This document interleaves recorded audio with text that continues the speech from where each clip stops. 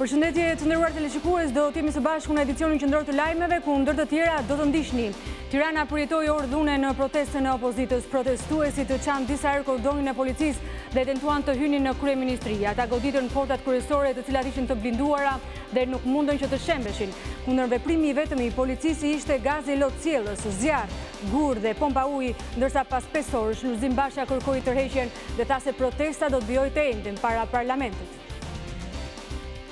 Kur protesta ishte në kulmin e saj dhe dhuna kishte shpërthyer në dyert e kryeministrisë, reagoi faktori ndërkombëtar, që duket se ka luajtur një rol kyç në tërheqjen e protestave.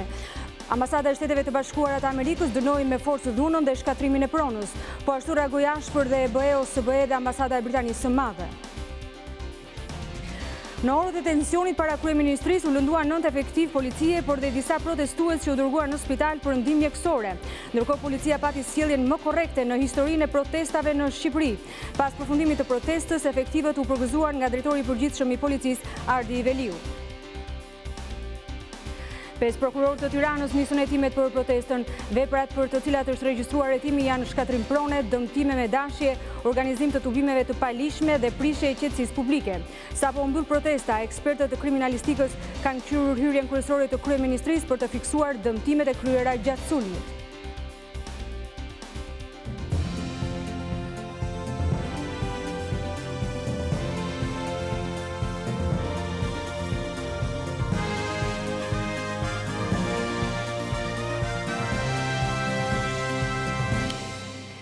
Njohim tani më gjërësisht. Tirana përjetoi orë dhune në protestën e opozitës. Protestuesit çan disa herë kordonin e policisë dhe tentuan të hynin në godinën e kryeministrisë. Ata goditën portat kryesore të godinës së kryeministrisë, të cilat ishin të blinduara dhe nuk mundën që të shembeshin. Kundër veprimi i vetëm i policisë ishte gazi lotësiellës dhe thirrjet me autoparlant për distancimin nga dhuna. Zjarr, gur dhe pompa uji, ndërsa pas një konsulte me Berishën dhe kryemadhin Lulzim Basha u kërkoi protestuesve tërheqjen pas 5 orësh për të protestuar të enden para parlamentit. Ndjekim kronikën e gazetarëve tanë që raportuan live në transmetimin maraton të Top Channel gjatë 5 orëve të protestës.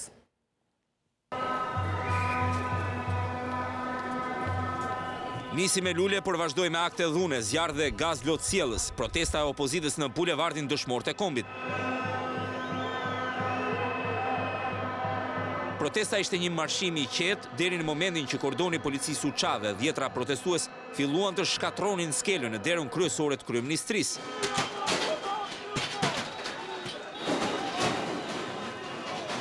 Një kordon i çar për cilin kreu i demokratëve Lulzim Basha e konsideroi një provokim i ardhur nga kryeministri Rama, që sipas tij kishte dhënë urdhra politik policisë. Kështu nuk vazhdohet më, është në dorën e njerëzve. Pas përpjekjes së parë për të shkatruar instalacionin e kryeministrisë dhe skelën, policia përdori ujë dhe gaz lotësiellës, duke i zbrapsur protestuesit.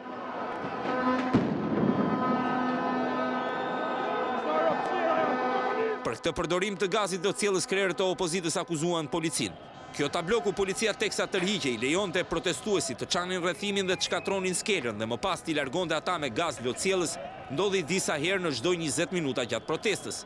Policia i kërkoi gjatë gjithë kohës protestuesve të ruanin qetësinë dhe të mos e shkatronin godinën e kryeministrisë, por edhe kjo përpjekje e policisë për të ndalur protestuesit të ra, pasi një prej tyre u ngjit në shtyllë duke e hequr megafonin që përcillte mesazhin e saj.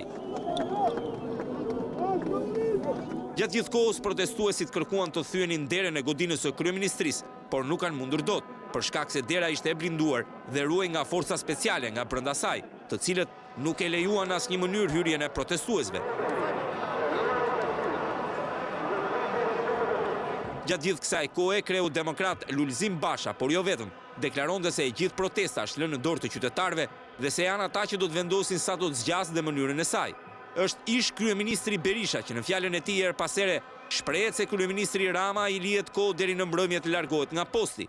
E panë me sytë e tyre fundin e të mërshëm të shpejt të Edi Ramës. Monika Kryemadhi tha se në protest ishte si qytetare. Unë jam këtu si qytetare. Po ndërsa protesta ishte njoftuar pa fat, ajo mbyll kur sapo përfundoi ora e 5 e dhunës. Ka përfunduar pas 5 orësh protesta e opozitës ku nuk munguan as aktet e dhunës. Edhe pse ishte menduar si një protestë pa fjalime politike, Lulzim Basha ju drejtua në fund qytetarëve me një mesazh duke i falenderuar dhe duke i ftuar që kryengritja të vijojë, të ejten para parlamentit në orën 10. Ne u bashkuam tu për qëndres të vendosur kundër qeverisë hajdute, provokimet e Edi Ramës dhe narkopolicëve të tij ishin e vetë mja dhunë, por dijeni mirë, provokator të narkoshtetit, narko-qeveris i erdhi fundi, derën e kryeministrisë e blokoi me duart e tij dhe nga jo derë, as nuk do të hy, as nuk do të dalë më legitimisht, krye hajduti i kapur në vjedhje.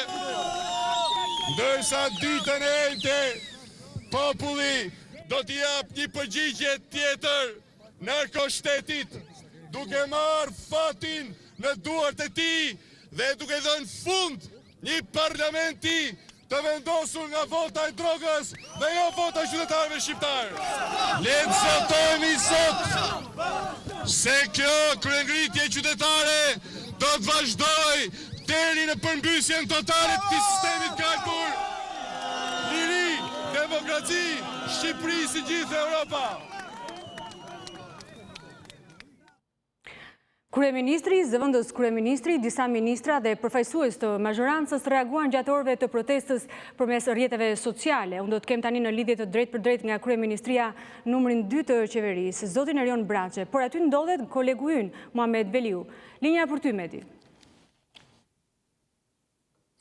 Faleminderit, Monika. Pjesa jashtme e kryeministrisë vijon të jetë rrethuar si një zonë krimi, ndërsa në ambientet e brendshme të kryeministrisë është rikthyer normaliteti dhe shumë prej nënpunësve janë kthyer për të vijuar funksionet e tyre.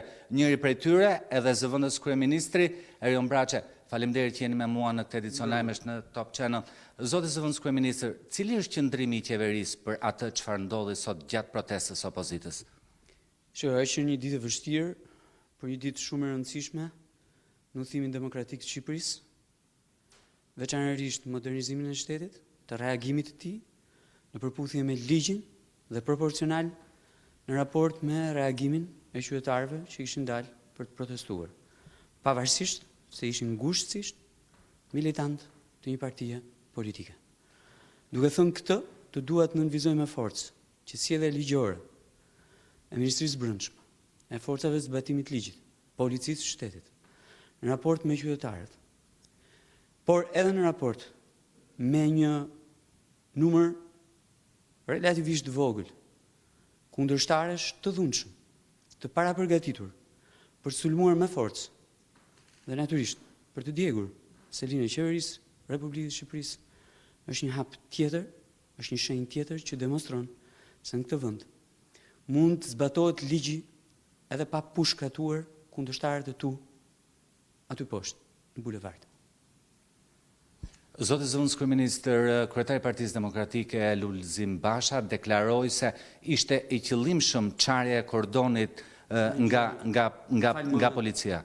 Më fal, Muhamet, nëse ka pasur një gjë të qëllimshme sot, ka qenë sulmi i organizuar kundër selisë së qeverisë.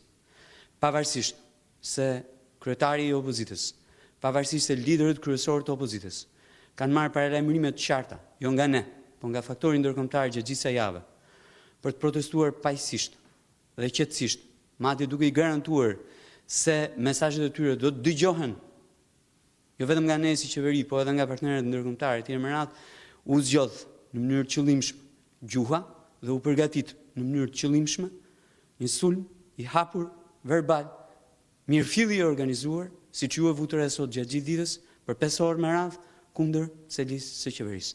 Me një synim të qartë, sa të vjetër, aq edhe banal, marrjen me dhunë të pushtetit. Zoti zëvendës kryeministër, kjo protestë sot është një këmban alarmi për majorancën tuaj qeverisë se gjërat nuk po shkojnë ashtu siç duhet. Shiko, nga e gjitha kjo që ndodhi sot, Mamet, është shumë e qartë që ka marrë fund një herë për gjithmonë sjellja e dhunshme e një majorancë kundër pakicës. Që nga viti 2013, kjo majorancë ka adoptuar në mënyrën më të qartë mundshme respektin për kundërshtarin, respektin për kundërshtarin paqësor përballë saj dhe natyrisht zbatimin e ligjit për cilin do që sillet në mënyrë të dhunshme. Siç edhe ju mund ta bëni diferencën fare qartë nga gjithçka që ka ndodhur sot në raport me Policinë e Shtetit dhe sjelljen e saj, në raport me agjencitë e tjera ligjzbatuese të shtetit dhe sjelljen e tyre, ka marrë fund një herë për gjithmonë vrasja apo pushkatimi i kundërshtarëve në bulevard. Kjo është e para dhe shumë domethënëse në raport me qeverinë. Pa më të voglin diskutim që nuk kemi thënë kur që ne nuk kemi kundërshtar politik. Po kemi kundërshtar politik dhe shumicën dërmuese të tyre e kemi respektuar edhe sot. Në mënyrë të qartë në lirinë e tyre për të protestuar paqësisht, sepse kishte një shumicë që protestonte paqësisht. Ashtu siç kishte një grup të organizuar mirëfilli dhe shumë të qartë në veprimet e tij të dhunshme kundër kësaj qeverie. Ajo që dua të them është që ka marrë fund një herë për gjithmonë në këtë vend pushteti pa vota apo pushteti me dhunë. Ajo që ne po bëjmë diferencën sot ka të bëjë pikërisht me forcimin e ligjit, modernizimin e sjelljes të gjitha institucioneve tona në raport me ligjin dhe në raport me cilin do qytetar dhe lirit dhe të drejtat e tij. Po ju kujtoj që në të tilla rrethana, me ato rregulla dhe me ato standarde, në 21 janar u shkrehen 4.000 plumba. 4.000 plumba mbi protestues paqësorë dhe të pafajshëm, ndër cilët 4 u vranë dhe mbi 30 ca të tjerë u plagosën. Midis të cilëve, Muhamet, i plagosur ishte edhe një gazetar shqiptar. Bëjni diferencën dhe unë besoj që qytetarët din ta bëjnë diferencën. Për ne ka rëndësi sjellja ligjore e qeverisë, e ministrive, e agjencive ligjzbatuese dhe që nga ky moment për ne ka rëndësi thjesht dhe vetëm ekonomia e qytetarëve të Republikës së Shqipërisë. Duam sa më parë të rikthehet normaliteti i gjitha agjencive tona dhe veçanërisht agjencive që kanë për detyrim të zbatojnë paketën tonë solidaritetit, paketën tonë fiskale dhe natyrisht paketën tonë ekonomike në raport me qytetarët e Republikës së Shqipërisë. Dhe një pyetje të fundit, kryetari i Partisë Demokratike Lulzim Basha tha se protesta ishte një kryengritje e qytetarëve që do të vazhdojë. Dhe ju lutem, lejoni ta mbaroj pyetjen. A jeni i gatshëm si qeveri të dialogoni pasi duket se keni hyrë në një kurse fort përplasje me opozitën shqiptare? Më vjen keq tani, nëse keni ndjekur ngjarjet e ditës sot, ngjarjet e ditës së njëjtë, ngjarjet e para një muaji, ngjarjet e para 2 muaj të tjera, nuk jemi ne që po përplasim. Ne kemi agjendën tonë shumë të qartë, jemi qytet me qytet, jemi bashki me bashki në raport me atë që kemi vendosur, objektivat për shërbimin përkundrejt qytetarit. Nuk kemi ne agjendë për plasjen me opozitën. Përkundrazi, ka një agjendë të qartë të opozitës, së një grushti në krye të opozitës për të marrë pushtet në tavolinë dhe pushtet me dhunë. Me dhunë ne nuk na imponohet dot kërkush. Kjo është shumë e qartë.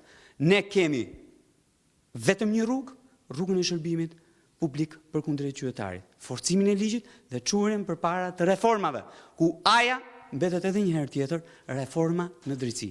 Ngritjen e institucioneve që do të hetojnë krimin organizuar në mënyrë specializuar dhe korrupsionin në nivelin e lartë, BKH dhe SPAK, bërjen funksionale të dyja institucioneve të tjera që merren me rindërtimin e organeve të drejtësisë dhe kaq. Ky është detyrimi jon. Ligj, drejtësi dhe shërbim publik përkundrejt qytetarit. Zotë Zëvendës Kryeministër, faleminderit për komentet tuaja. Monika, linja tek ju. Faleminderit Meti për këtë bashkëbisedim me Zëvendës Kryeministrin e vendit, do të ecim më tej. Ndërkohë Lulzim Basha ka mbledhur në selinë e Partisë Demokratike kryetarët e Partisë Demokratike në rrethe për protestën e shenjtë e ardhshme. Për të rejat e fundit do të lidhemi me kolegen Elda Menga. Elda, përshëndetje. Çfarë vendimesh janë marrë në këtë takim të orëve të vona në selinë e Partisë Demokratike? Monika, mbledhja vijon ende me dyert të mbyllura në sallën e katit të dytë të selisë Partisë Demokratike, aty ku zoti Basha po jep porosit e fundit kryetarëve të degëve për protestën e radhës, e cila pritet të jetë ditën e njëjtë në ora 10 para parlamentit. Nuk ka humbur kohë kryetari i Partisë Demokratike dhe ka thirrur menjëherë në këtë takim krerët e degëve për të shpërndarë edhe porosit organizative dhe jo vetëm për t'i falenderuar për protestën e sotme.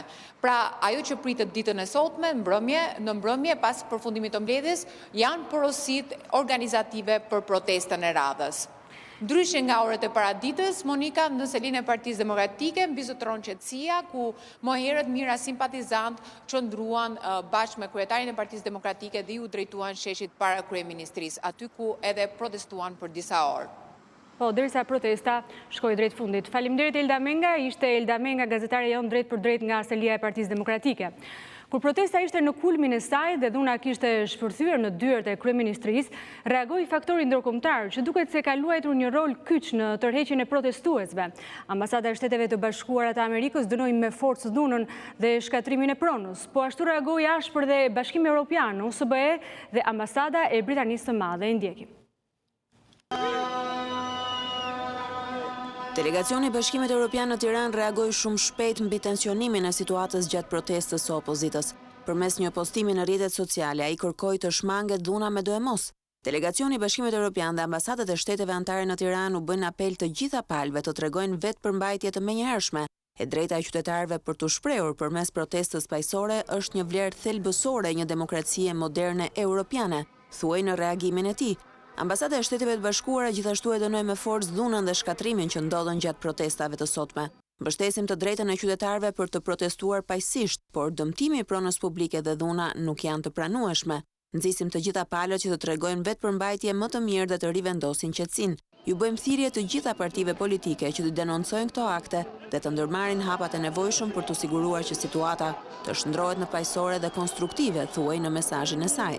Në të njëjtën linjë ka qenë dhe prezenca e OSBE-s në Tiranë, e cila apeloi për frenim nga çdo akt i mëtejshëm dhune kundër kryeministrisë dhe çdo lloj prone publike apo private. Për shkallëzimi i dhunës së rrugës përbën një shkelje të parimeve të protestës demokratike paqësore. Nxitësit dhe autorët e saj mbajnë përgjegjësi për incidentet e sotme. Ne do të vijojmë të mbështesim të gjitha aktet e protestës demokratike dhe paqësore, si pjesë e përkrahjes sonë të palëkundur për demokracinë në Shqipëri, ishte mesazhi i OSBE-s. Më herët ambasadori i Britanisë së Madhe në Tiranë, Duncan Norman, reagoi gjithashtu, duke bërë thirrje që palët të protestonin në mënyrë paqësore dhe të distancoheshin nga çdo akt dhune. Në orët e tensionit para kryeministrisë u lënduan 9 efektiv policie, por dhe disa protestues që u dërguan në spital për ndihmë mjekësore. Ndjekim Rudina Muçën.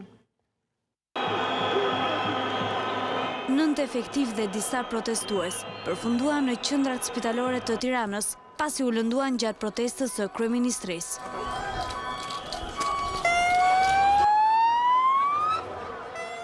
Në urgjencën e politraumës kanë ardhur 2 punojës policie të goditur, njëri ka goditur në kokë, ndërsa njëri është goditur në shpatë në majtë. Ne padyshim që u bëm gjithë ekzaminimet e nevojshme dhe rezultojnë që nuk paraqesin dëmtime serioze. Po protestuesa kanë ardhur pranë spitalit ushtarak. Protestues mendohet që ka ardhur një djalë, i cili kishte një plak vogël në dorë, u mjekua dhe iku vetë në shtëpi.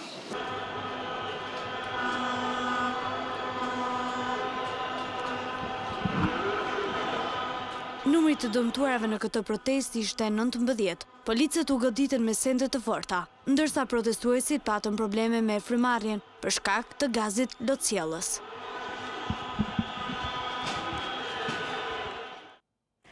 Ndërkohë, policia pati sjelljen më korrekte në historinë e protestave në Shqipëri. Pas përfundimit të protestës, efektivët u përgëzuar nga drejtori i përgjithshëm i policisë Ardi Veliu. Kreu i policisë së shtetit ju shmang komenteve për protestën, por për të policia ishte në nivelin më të lartë të mundshëm. Para nuk kam ardhur këtu që të jap prononcime, por kam ardhur të falenderoj policët që kanë qenë dhe kanë bërë detyrën në mënyrë të shkëlqyer. Policia ka bërë detyrën e saj? Absolutisht ka bërë vetëm detyrën dhe vetëm detyrën. Policia ka bërë vetëm detyrën dhe vetëm detyrën. Policia arriti të mos lejonte konfrontimet fizike me protestuesit, çka bëri që protesta të përfundonte pa incidente të rënda.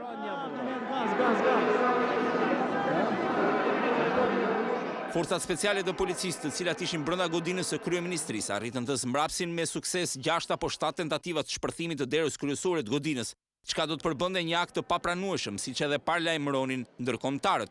Pavarësisht tentativave të një grupi të caktuar protestuesish, që çan disa herë kordonin e policisë përpara kryeministrisë dhe kryen akte të rënda dhune, policia shmangu konfrontimin. Kjo mund të cilësohet e para protestë masive dhe e dhunshme në Shqipëri, që nuk pati asnjë protestues të plagosur.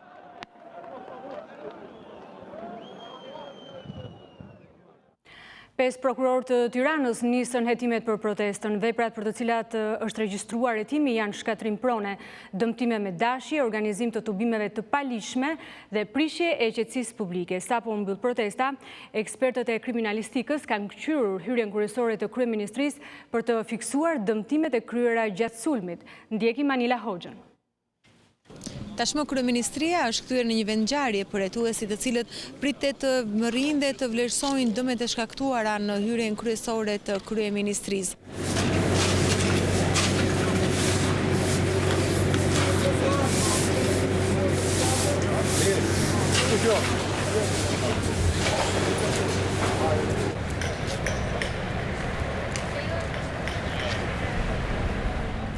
Të vetmi që kanë ngelur në perimetrin e kryeministrisë është kordoni efektive të policisë, të cilët për më shumë se 4 orë kanë qëndruar përreth godinës për të siguruar mbarvajtjen e protestës.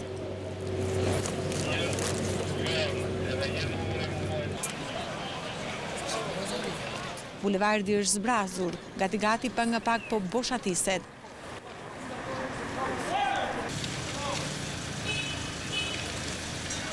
Dhe gjithçka pritet i kthehet normalitetit si mbas një proteste. Efektivët e policisë do të kthehen në shërbimin normal, disa orë pasi qëndruan në gatishmëri. Protestuesit po largohen, do të kthehen në shtëpi, e disa të tjerë do të kenë hesape me drejtësinë, për sa kohë janë filmuar për veprime të dhunshme.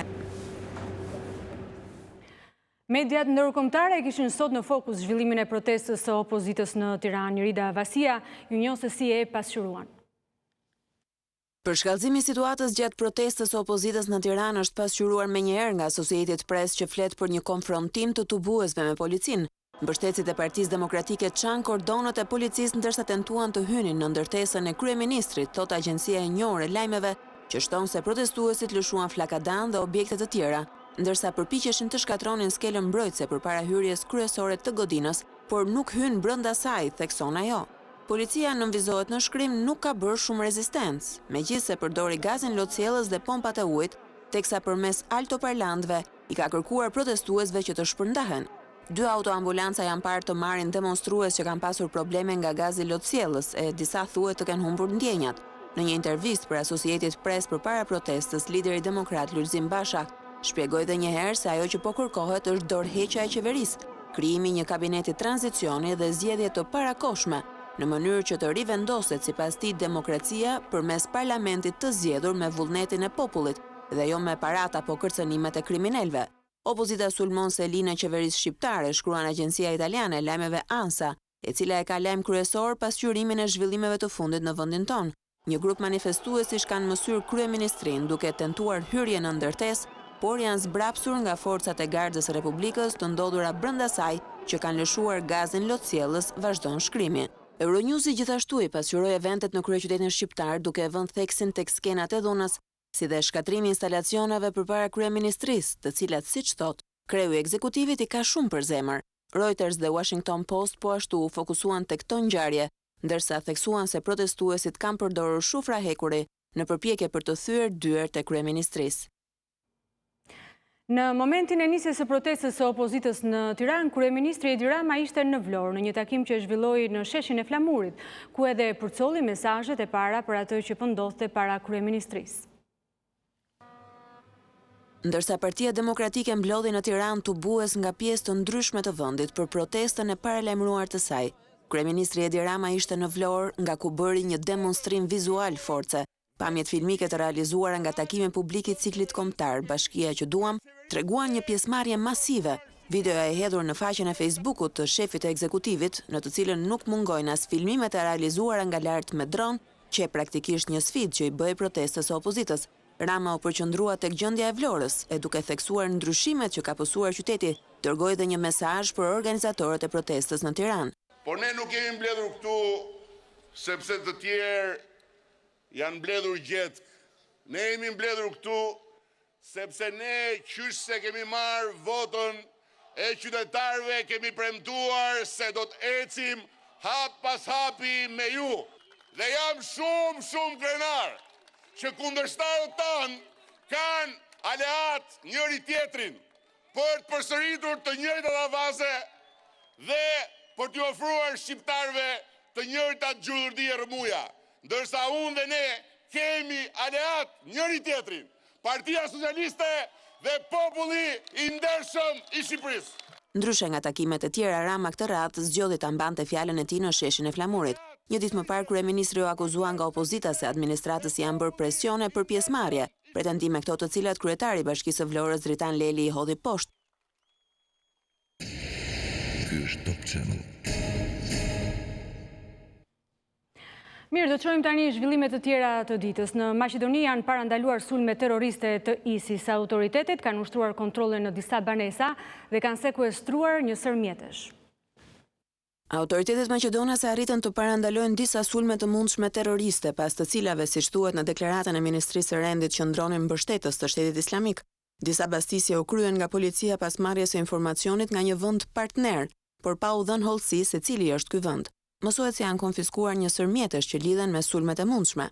Ambasada e Shtetit Bashkuara në Shkup lëshoi një paralajmërim për shtetasit amerikan, ku theksonte rrezikun e lartë nga mundësia e sulmeve terroriste të frymëzuara nga ideologjia ekstremiste në Maqedoninë e Veriut. Terroristët po shfrytëzojnë metoda më pak të sofistikuara për të kryer sulme në vende publike, si me pistoleta, automjete dhe armë të ftohta. Sulme terroriste dhe incidentet e tjera të sigurisë shpesh ndodhin pas një paralajmërim, ndërsa shtetasit amerikan inkurajohen që të mbajnë nivel të lartë gatishmërie, thuhet mes të tjerash në deklaratën e saj.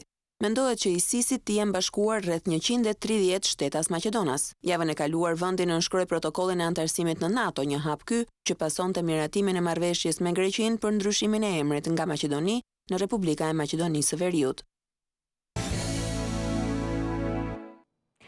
Viti i përgjakshëm është dokumentari i gazetarit Marin Mema që vjen sonte në gjurmë shqiptare me njërë pas këtij edicioni Lajmesh.